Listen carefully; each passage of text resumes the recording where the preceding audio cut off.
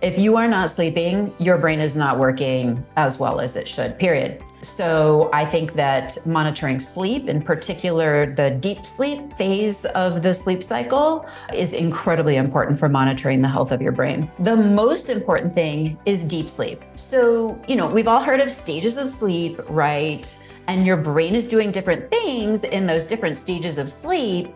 But for brain health, the absolute most important one is deep sleep. And we live in this culture that's so much about, I only need 5 hours of sleep. It's like, no, you don't. You need more. If you haven't done so already, go ahead and click that subscribe button down below. It's a little red button. You punch that, and it's going to notify you every time we put out a new episode that can help you improve your bone health. And then also, if you haven't done so already, head over to BoneCoach.com, sign up for the free 7-day Osteoporosis Kickstart. That's going to walk you through everything you need to be doing right now to get on the path to improvement and stronger bones. After you do those two things, go ahead and press play on this episode, and I'll see you inside.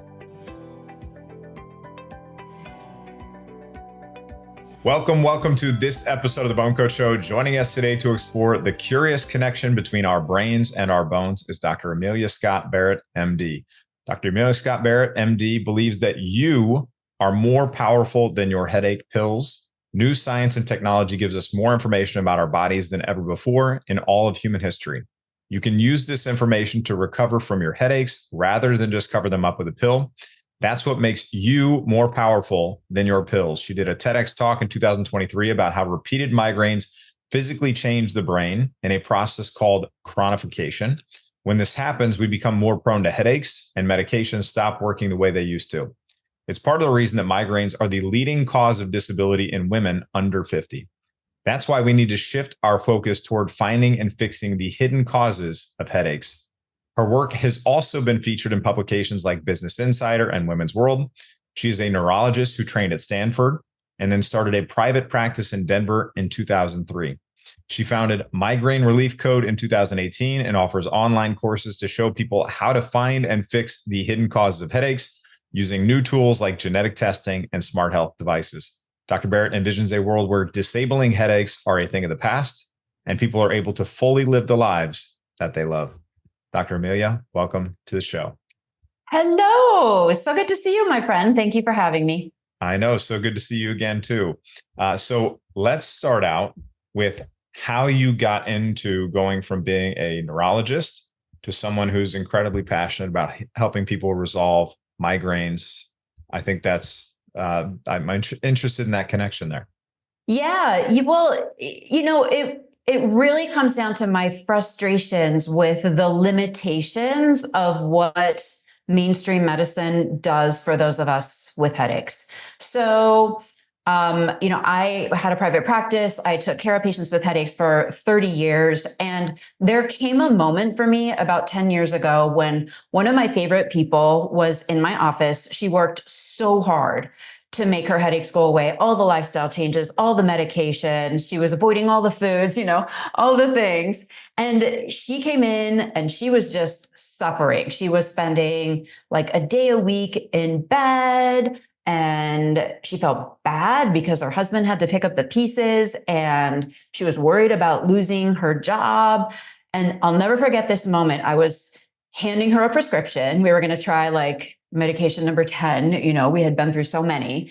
And I'm handing her a prescription for yet another medication. And she looks at me right in the eyes and she says, "Do you think this is going to help?" And I was like, yeah, I think it will. And I realized that I didn't really think that a medication was going to fix what was going on for her. She needed something to help her truly heal, not just mask the pain. And I get it that there are definitely, days and seasons of our life where we need medications to suppress the pain to get through. But really, I think what most of us with headaches want is true healing. We want to listen to those pain signals. We want to figure out what our body is trying to tell us. We want to get rid of it and make it go away and not happen anymore. And medications just don't do that. So for me, that was a real turning point professionally. Personally, I have migraines. Both of my daughters do. And so this has really impacted my personal life as well. And I just wanted better answers than what mainstream medicine is able to give us. What are the contributors behind migraines and headaches? And I want to talk about in just a minute, the general brain health, but maybe let's specifically talk about the headaches and the migraine piece too. I think there are a couple of key factors there. Number one, nutrients. I think most of us who have any kind of health problem, we think we're eating healthy, but the brain is very demanding. And if we are having migraines, we are using up energy at an incredible rate, and we can get nutrient deficiencies. The brain has subtly different needs than other organs, and we're not always eating exactly what our brain needs or supplementing exactly what we need to reduce headaches. So I think that is a pretty big piece. Also, we've learned a lot more about what is going on under the surface, what's really causing these headaches for people. And we know that one of those problems is inflammation. I think anybody who's ever had a headache took an anti-inflammatory like an NSAID. So we know that there's a piece from inflammation. And what we've discovered in the last 10 to 15 years is that leaky gut is a big driver of that inflammation for people with headaches, as well as other inflammatory problems. And with that, you can also get problems clearing toxins out of your body. As I was saying, the brain is very energy demanding. And as part of that, it makes the brain particularly susceptible to toxins. And unfortunately, we live in a more toxic world than we ever have before. And for some people, especially if your genetics are such that you don't clear toxins out of your body, then you're going to have a harder time getting rid of all of those. And why that's important for migraine is that toxins kind of selectively hit your mitochondria. And those are the little parts of your brain cells and really all the cells in your body, but they make energy. And because the brain is so energy dependent and uses so much of your energy, we're really, really dependent on those mitochondria, performing at their peak. And toxins just prevent them from doing that. There's some super fascinating new theories about how some subsets of migraine are probably really a mitochondrial problem. So it's an interesting new area of research. So that's just kind of a big picture overview of some of the things that are going on when you lift up the hood and look underneath. So if we're even talking about brain health and brain function, are there objective ways to really understand what that looks like? Obviously, if somebody has a migraine, they have that pain associated with it. Are there other ways to look at and monitor and see changes in our brain health over time? There are ways to do that. You can do that with labs. For example, you can check the levels of those nutrients I was talking about. But one of the things I think is super exciting about monitoring is all of the smart devices that are out there these days that do let us monitor our brain function, monitor many things about our bodies. I think a lot of us are used to things like fitness trackers, for example. They check your pulse while you're doing different kinds of workouts, and you get that feedback so you know how to accomplish your goals more effectively. There are other devices that monitor other aspects of your body related to health, and you can use those to help your brain heal. And I think some of the most powerful ones are the sleep trackers. If you are not sleeping, your brain is not working as well as it should, period. So I think that monitoring sleep, in particular the deep sleep phase of the sleep cycle, is incredibly important for monitoring the health of your brain. How do you feel about the Oura ring? I've got one on right now. So you have love it. Me too. Okay. And that maybe share with people when they have an Oura ring, what that is actually helping them look at. Okay. This is such an incredibly valuable tool. I was just doing some research on this the other day, comparing Oura's sleep tracking capabilities to the many other sleep trackers out there. And short story, the data is really better. And I have no financial interest in this whatsoever. This is strictly just what the data shows. You can compare the data that you get from this little ring around your finger to what you get from spending a whole night in the hospital with electrodes plugged up in, 30 different places on your head, and they are 90% the same. That's amazing that this little piece of technology can do that for you. And so for those of you who are interested in what data you want to look at, the most important thing is deep sleep. So, we've all heard of stages of sleep, right? And your brain is doing different things in those different stages of sleep. But for brain health, the absolute most important one is deep sleep. Now, I got to tell you, when I first got my Oura and started tracking my sleep, I was getting like 20 minutes of deep sleep a night. I mean, in retrospect, it was horrible. And I just didn't know. I mean, you don't know what your brain's doing while you're sleeping. You're asleep. It's just like doing stuff, right? But once I started getting that data, I was like, oh my gosh, I have to fix this problem. This is not good. I'm gonna get more migraines, worse memory, probably early dementia, heart attack, stroke, like all the bad things, and osteoporosis, all the bad things that come from not getting enough sleep. And so those are all pretty well documented, by the way, for if you are not getting good sleep, all of the things that you just mentioned are pretty well documented that will contribute to those conditions. Yep, absolutely. And we live in this culture that's so much about, oh, I only need 5 hours of sleep. It's like, no, you don't. You need more. Anyway, so what you can use that data to do, though, is measure the impact of different interventions that you make. So, for example, for years, I told people to take melatonin because there are like 24 really good studies showing that melatonin positively impacts multiple different parameters of sleep. But the experience when people take it is that it doesn't knock you out. It's not like anesthesia. It doesn't make you feel, completely sedated or anything. So a lot of people, I think, don't fully appreciate how much it's doing for them. So what I would do, for example, is take a small dose of melatonin at night for a week, see how much that changed my deep sleep, that critical component of sleep that's most important. And that way you can kind of layer one habit on top of another until you've got something that gets you in a good place. And so at the end of probably a year of really fine tuning it this way, most nights I'm in the hour and a half range. Some nights better, some nights worse. Yes. But that's a huge improvement. And I feel like that investment, of time and energy and, money to buy the things is well worth it in terms of how much that's going to pay off in health.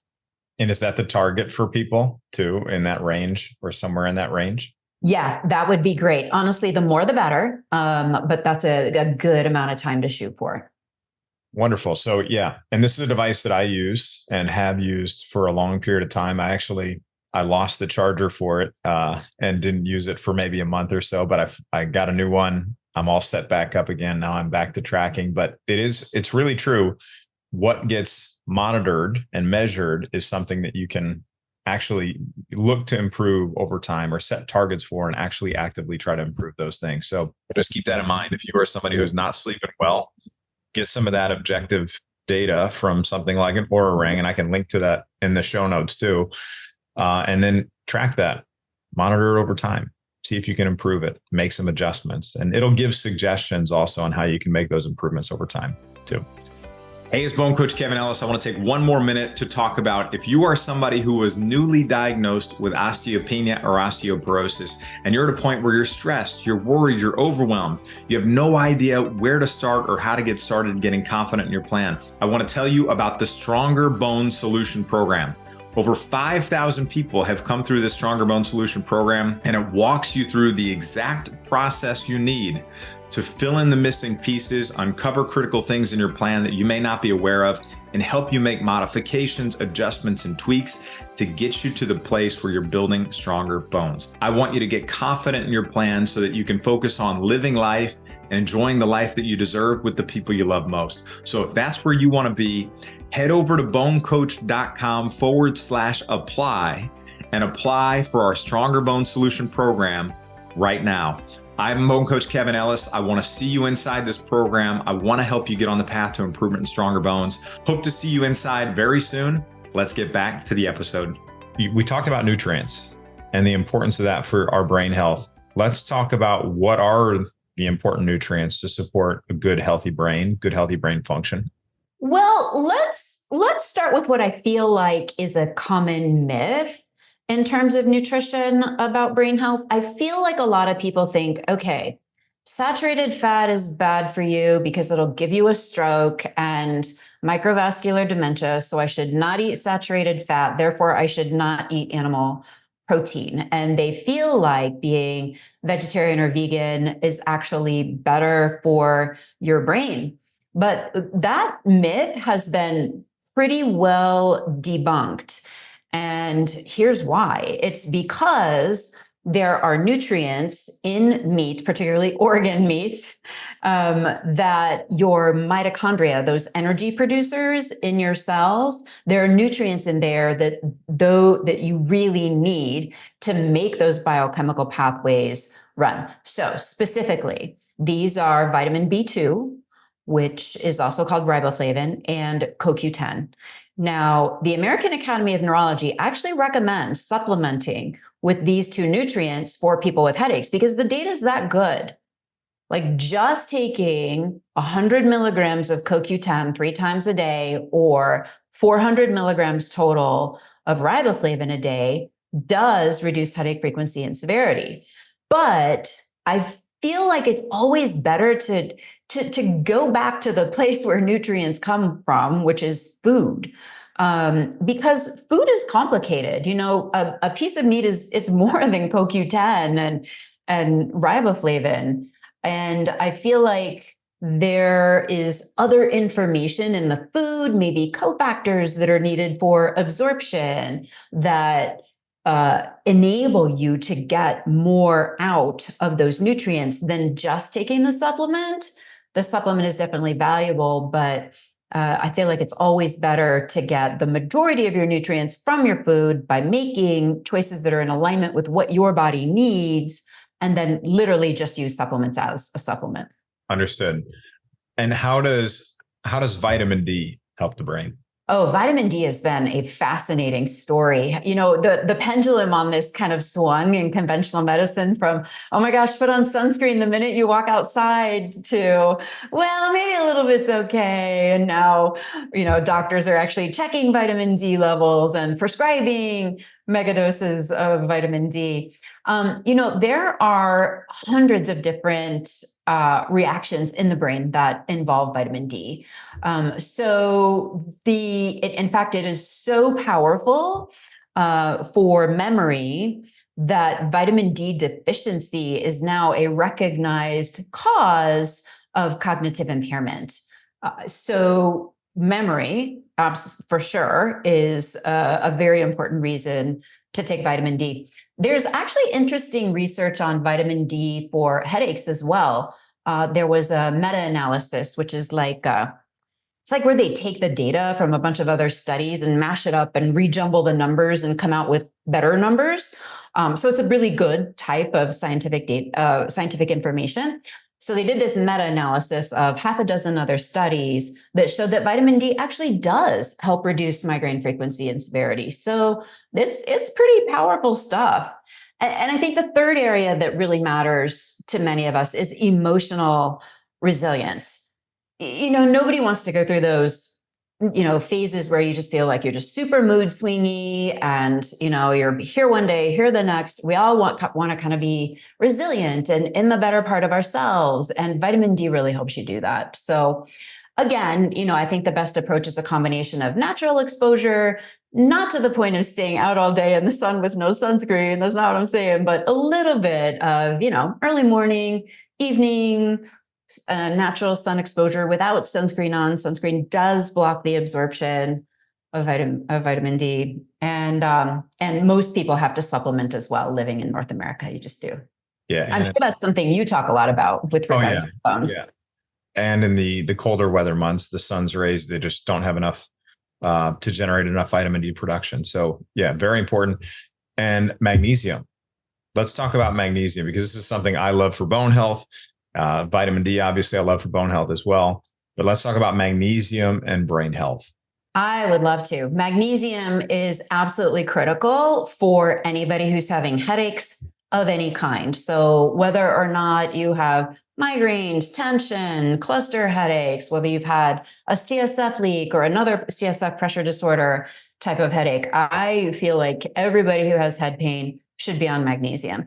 And here's why. Number one, it is the most studied supplement that you can take for headaches.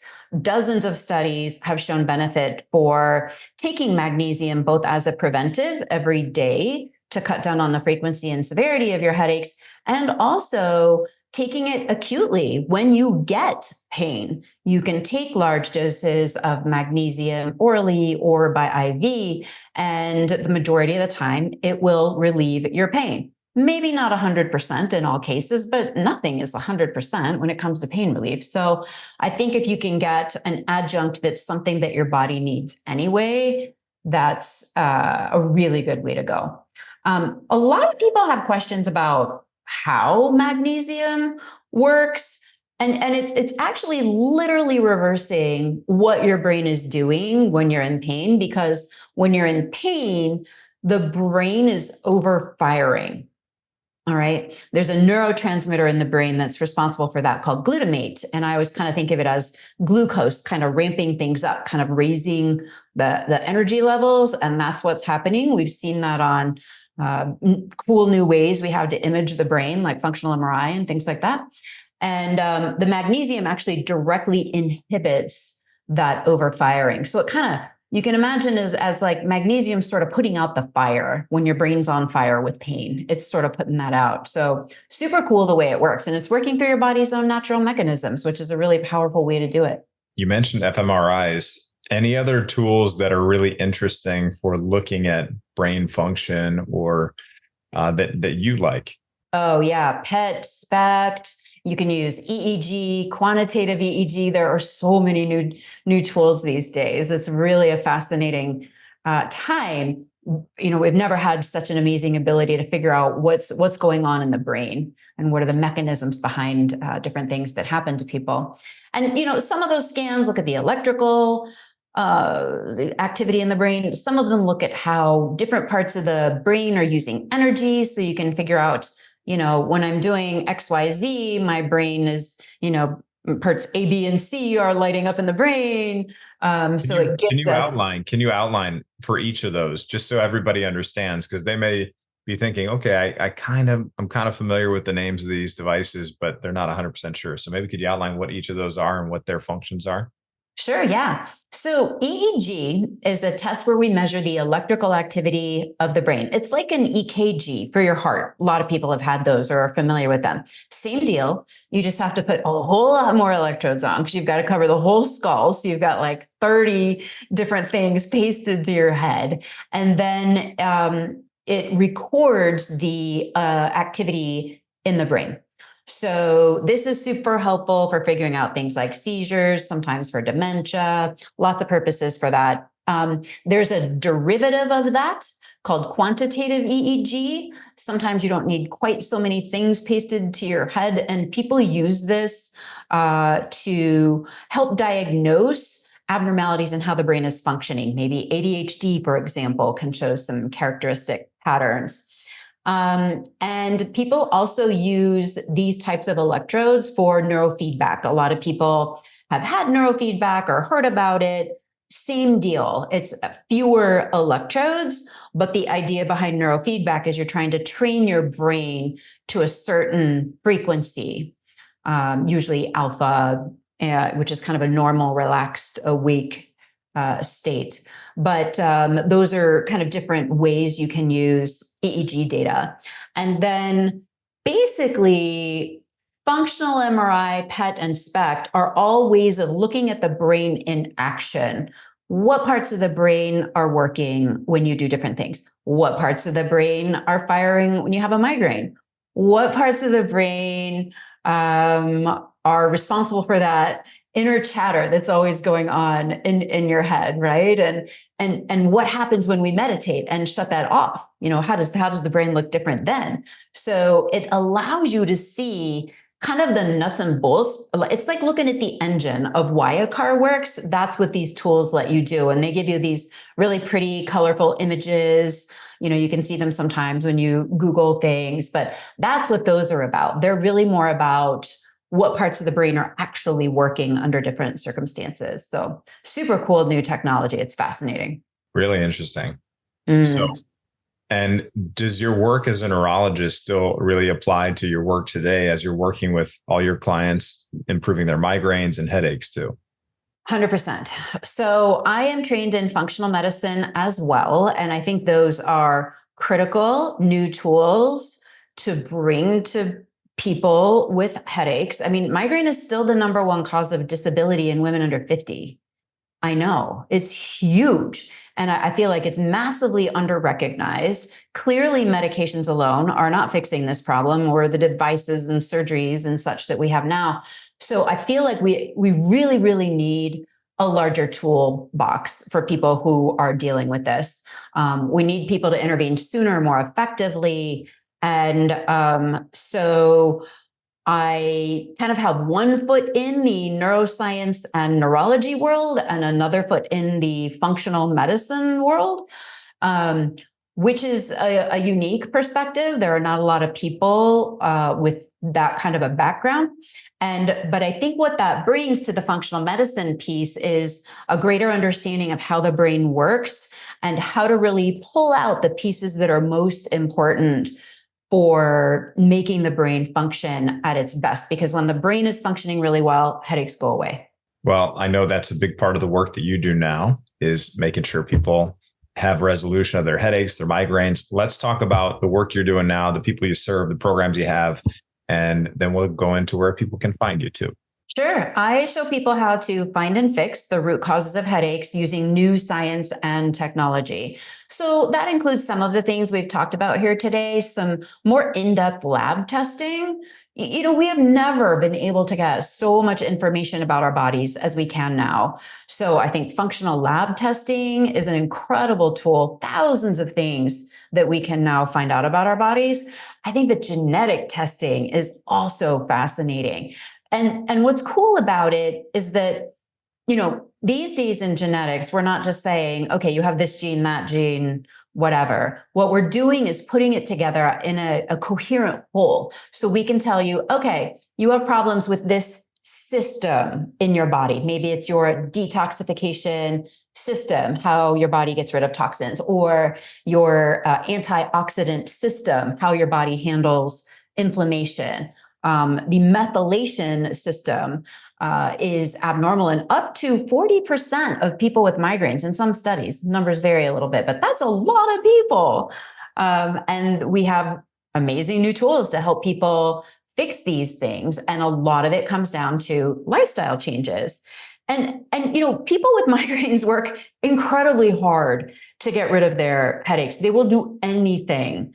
People in pain will do anything to get out of pain. But if you can just give them some guidance and say, do this, don't do that, it's so helpful. Because also when you're in pain, you don't have much bandwidth to deal with, 50 million different lifestyle changes. You need to know the 3 that are gonna, be the game changers. And I think that that's what this testing does for you, is it allows you to figure that out. So that's a key part of what I do these days. I also teach people to use smart devices, kind of the pros and cons of all the different devices, how it works for them, given what's going on in their body. So doing all this allows me to offer these programs online. It doesn't have to be one-to-one. And so for people who really want more tools that are related to true recovery, rather than just covering the headaches up, we can deliver those tools to them through online courses. So that is the majority of what I do. I'm deeply committed to trying to help as many people as possible have access to these new tools through the online courses. And so that's mostly done in, group formats and things like that, where I can really try to help as many people as possible. Hey, it's Bone Coach Kevin Ellis. Thanks so much for tuning into this episode of the Bone Coach Show. If you're finding it helpful, please leave a positive rating and review. Hit that like button, subscribe to the podcast or the channel. That lets us help more people and reach and serve more people. And it also lets us know that this is helpful to you on your journey to better health and stronger bones. And then also, right down in the show notes, you can actually find a link to my free Bone Healthy Recipes Guide. That's going to give you access to some amazing and delicious recipes to support your journey to stronger bones. And then also, we have a link to my free Stronger Bones Masterclass in the show notes too.